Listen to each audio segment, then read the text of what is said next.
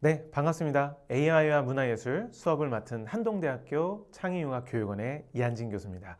오늘은 저희가 서양미술사의 사조와 함께 AI가 어떻게 발전되어 왔는지 한번 살펴보려고 합니다. 굉장히 흥미로운 시간이 될 것 같은데요. 네, 한번 같이 살펴보시죠. 미술사 하면 굉장히 여러분들에게 정말 오래된 그런 역사가 쭉 이어질 텐데요. AI와 어떻게 연결이 되어 있고 또 어떻게 같이 활용해서 이 부분을 써먹을 수 있을지 한번 논의해 보도록 하겠습니다. 크게 구성은 5가지 정도로 저희가 준비해 봤습니다. 고대 그리스 로마 미술부터 시작해서요. 중세 유럽 미술, 르네상스, 그리고 나서 19세기 변화 현대 미술의 시작, 현대 미술의 흐름까지 같이 한번 보고요. 최근에 있었던 넥스트 렘브란트 프로젝트에 대한 소개 이후에 과제와 퀴즈까지 한번 가보도록 하겠습니다. 네, 먼저 고대 그리스 미술을 먼저 시작해 볼 수 있을 것 같아요. 네, 아무래도 인체의 아름다운 그런 이상미, 또 조화미, 균형 이런 것들에 대한 아름다움을 추구했던 특징들이 있죠. 그러다 보니까 뭐 대규모의 건축, 뭐 신전 같은 것들을 또 세웠던 그런 경우도 참 많이 있고, 인체의 조각을 정말 잘 드러내는 형태들도 있었습니다. 여러분 여기 지금 자료에 보시는 것처럼 뭐 미론에 원반 던지는 사람뿐만 아니라 그리스에 가면 파르테논 신전이라고 하는 유명한 이런 모습들도 많이 보셨을 것 같은데요. 이런 특징들이 고대 그리스 미술의 양식을 잘 보여주고 있습니다. 그 이후에 로마로 이제 넘어가게 되면 당시에 굉장히 그 유명했던 황제나 장군 등의 현실적인 어떤 그런 초상이라든지 조각 이런 것들이 발달을 해왔죠. 지금 사진에 보시는 것처럼 프리마 포르테의 아우구스투스 정말 유명한 조각인데 이런 것도 많이 보셨을 것 같고, 또 실제 굉장히 큰 건축물들 뭐 바실리카나 로마의 콜로세움 등의 실용적인 공공 건축들도 발달한 것들을 이 시대에 볼 수가 있었습니다. 네, 그러면 그리스 로마를 지나서 다음에 이제 만나게 될 사조를 본다면 중세 유럽 미술로 넘어갈 수 있을 것 같습니다. 여러분들 많이 보셨을 것 같은데요. 어떤 성경 속에 있는 종교적인 그런 장면들을 정말 잘 묘사한 그런 상징들이 드러나 있을 것 같고, 지금 이미지 보시는 것처럼 뭐 미켈란젤로의 시스티나 성당의 천장화 굉장히 유명한 작품인데 정말 너무 유명해서 여러분들 많이 보셨을 것 같고, 이번 기회에 한 번 더 잘 보시면 좋을 것 같고요. 또 죽은 예수 그리스도의 비애와 같은 그런 작품들도 미술 표현으로 정말 많이 다루어져 왔었습니다. 그러면 중세 유럽 미술을 지나서 인간의 정말 관심을 많이 다시 갖게 된 르네상스 시대로 넘어가 볼 수 있을 것 같아요.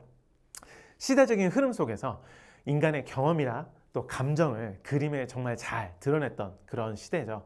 그래서 지금 보시는 바와 같이 정말 유명한 우리 레오나르도 다빈치의 모나리자 작품이라든지 또 보티첼리의 비너스의 탄생 이런 것들을 보면 원근법들이 정말 잘 드러나 있고, 자연의 아름다움뿐만 아니라 인체에 대한 어떤 표현들을 정말 잘 했던 그런 시대였던 것 같습니다. 우리가 르네상스 시대를 정말 지나서 다음 시대로 간다 그러면 19세기에 저희가 겪었던 굉장히 근대의 변화들이 이 미술에 정말 잘 반영이 되어 있습니다. 산업화, 어떤 혁명, 또 혁명의 영향으로 인해서 예술의 형식과 주제들이 정말 다양하게 급변했던 그런 시대죠. 뭐 지금 보고 계시는 작품, 뭐 메오니의 나폴레옹과 원수들과 같은 그런 혁명들이 잘 다뤄졌던 작품들도 있고요. 또 보시는 19세기의 어떤 인상주의나 또 후기 인상주의의 현대적 미술이 태동했던 그런 부분들을 볼 수 있는데, 또 조르주 세라의 그랑드 자트 섬의 일요일 오후와 같은 정말 아름다운 이런 작품들도 함께 감상하실 수 있을 겁니다. 네, 그러면 19세기를 지나서 이제 20세기에 들어오면 여러분 많이 보셨죠? 네, 정말 추상주의, 팝아트, 포스트 모더니즘에서 다양한 흐름들이 이때 폭발적으로 발전하게 됩니다. 그러므로 인해서 예술의 경계가 정말 모호해지고 또 다양성과 자유로운 표현들이 강조되는데요. 위에 보시는 것처럼 뭐 앤디 워홀의 마릴린 먼로 작품뿐만이 아니라 실크 스크린으로 잘 만들었었고, 또 피카소의 게르니카와 같은 이런 추상 미술들, 추상 표현들이 정말 이 미술계를 다양하게 만들었던 것 같습니다. 이런 흐름에 이어서 최근에는 기술이 정말 많이 발전하다 보니까 다양한 매체를 활용해서 이런 표현법들이 극대화됐던 것 같습니다. 여러분 잘 아시는 것처럼 그 비디오를 활용해서 미디어 아트 작품을 만들었던 백남준의 다다익선과 같은 작품들도 여러분들이 정말 어렵지 않게 만나실 수 있을 것 같고, 저희에게 정말 충격을 주고 예술적 상상력을 높여줬던 것 같은데요. 지금 혹시 사진에 보시는 가장 스페이스 오페라 극장이라고 하는 작품 혹시 못 보신 분들도 계실 것 같아요. 이 작품은 심지어 미드전이라고 하는 AI 생성 툴을 활용해서 기술과 예술의 정말 멋진 결합을 보여주는 그런 작품들이기도 합니다. 정말 그 현대 미술이 어떻게 정말 발전해 갈 수 있을지에 대한 여러 가지 가능성들을 여기서 살펴볼 수 있을 것 같습니다. 고대 그리스 로마부터 시작해서 미드저니까지의 이 엄청난 미술사를 저희가 정말 짧게 살펴보았는데요. 최근에 넥스트 렘브란트라고 하는 그 프로젝트를 이 기술과 예술의 여러 가지 예시로 살펴볼 수 있을 것 같은데, 영상 잘 보고 오셨나요? 넥스트 렘브란트 프로젝트, 정말 여러분에게 큰 영감을 준 그런 영상이 되었으면 좋겠습니다. 내용 잘 보셨겠지만 간략하게 요약하자면 마이크로소프트 MS와 네덜란드의 델프트 공대 그리고 렘브란트 미술관이 정말 공동으로 협력해서 인공지능을 활용한 렘브란트 화풍을 학습한 작품을 완성했던 그런 이야기였습니다. 정말 놀라운 프로젝트가 영상 속에 담겨 있었는데요. 간략하게 좀 세 단계로 요약을 좀 해보자면요. 먼저 렘브란트의 여러 작품, 특히 한 346점 정도의 작품들을 직접 학습을 하고 분석을 해서 2D 데이터를 생성했다는 부분들을 확인할 수 있었습니다.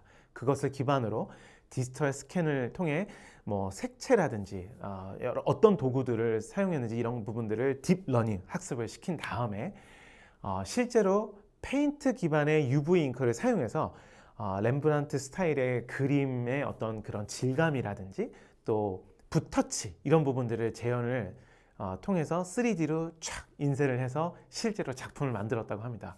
정말 놀라운 과정을 겪었는데요. 거기에 어떤 붓칠의 그런 어떤 방향, 또 물감의 그 미세한 높이까지도 정말 잘 계산을 해서 구현을 했고, 3D 프린터로 출력된 어마어마한 이 작품에는 1억 4,800만 픽셀 이상의 그런 화소들이 들어가 있었고, 이것이 13개의 레이어로 구성되다 보니까 우리가 눈으로 봤을 때 정말 풍부한 렘브란트의 작품을 구현한 내용들을 확인을 할 수 있었던 것 같습니다. 이러한 렘브란트를 복원하고 또 생성해봤던 그런 프로젝트를 통해서 우리가 AI를 이미지에 생성을 하고 또 미술사가 발전하는 데 있어서 어마어마한 영향력을 끼치고 있다는 부분들을 확인할 수 있었던 시간이었던 것 같습니다. 네, 그러면 우리도 가만히 있을 수 없죠. 네, 한번 직접 생성을 해보는 과제를 간략하게 만들어 보려고 하는데요. 어렵지 않습니다, 여러분. 지금까지 배웠던 이미지 생성형 AI를 활용해서 나만의 미술 작품을 한번 만들어 보면 좋겠습니다. 어떤 것들이 있었죠? 스테이블 디퓨전도 있었고요. 뭐 달리, 미드저니 이런 여러 가지 생성형 AI 툴을 활용해서 나만의 미술 작품을 만들어 주시고요. 이것을 자유 게시판이나 열린 게시판에 이렇게 올려주시면 될 것 같은데, 거기에 간단하게 어떠한 목적으로 또 어떠한 방향으로 이걸 만들었는지 소개를 간단하게 남겨주신다 그러면 함께 보시는 분들도 충분한 이해를 가지고 작품을 감상할 수 있을 것 같습니다. 네, 그러면 과제 한번 만들어 보는데 또 예시가 있으면 좋을 것 같으니까 실습 영상을 한번 보고 오도록 하겠습니다. 안녕하세요 여러분, 또 만나 뵙게 되어 너무 반갑습니다. 저는 여러분들의 실습을 도와줄 박예환 조교입니다. 이번 시간에는 저와 함께 레오나르도 AI를 실습해 볼 건데요. 레오나르도 AI가 뭐냐면 저번에 실습했던 스테이블 디퓨전과 같은 그런 이미지 생성형 AI입니다. 이제 구글에 레오나르도 AI를 한번 검색해 보겠습니다. 레오나르도 AI를 검색해서 레오나르도 AI 사이트에 접속을 합니다. 다음에 Create an Account 누른 다음에 계정을 만들어 주시면 되고요. 저는 구글로 계정을 한번 만들어 보겠습니다. 제 구글 계정으로 들어가서 로그인을 해주시고 팝업 창이 뜨면 저의 정보를 입력해 주시면 됩니다. 제 유저네임을 설정해 주시고 관심사를 선택해 주시면 됩니다.